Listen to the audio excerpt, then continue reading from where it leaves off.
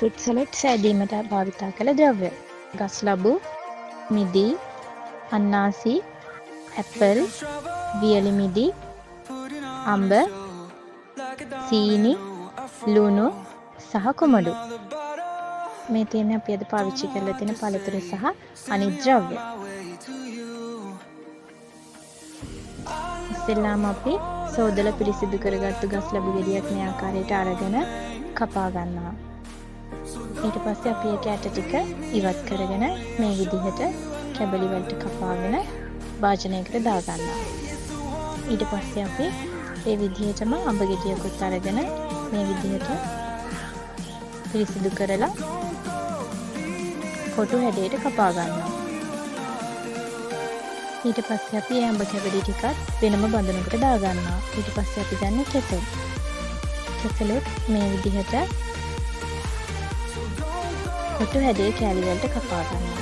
ඊට පස්සේ අපි ඇපල් ගෙඩියක් සෝදලා පිරිසිදු කරලා අරගෙන මේ විදිහට වෙන් කරගෙන ඒ වෙන් කරගත්තු කෑලි කුඩා කොටු කැබලි වලට වෙන් කරගන්නවා. ඊට පස්සේ අපි ගන්න අන්නසි ගෙඩිය. අන්නසි ගෙඩිය අරගෙන මේ විදිහට හොඳින් සෝදලා පිරිසිදු කරලා කටු ඉවත් කරලා පෙති හැඩයට කපාගෙන ඒ පෙති නැවතත් කැබලි වලට වෙන් කරගන්නවා.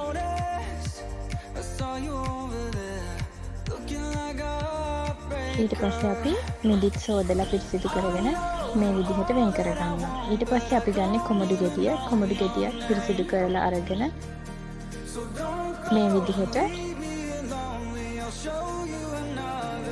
කැබලි වලට කපා ගන්නවා.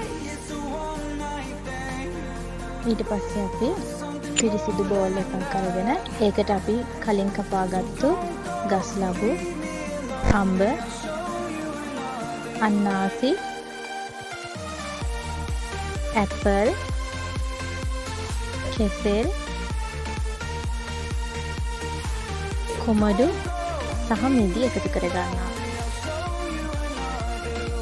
ඊට පස්සේ අපි රස අනුව සීනි,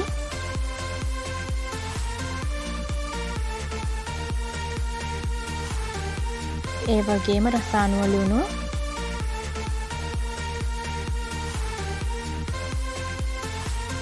වියලි මිදි එකතු කර ගන්නවා.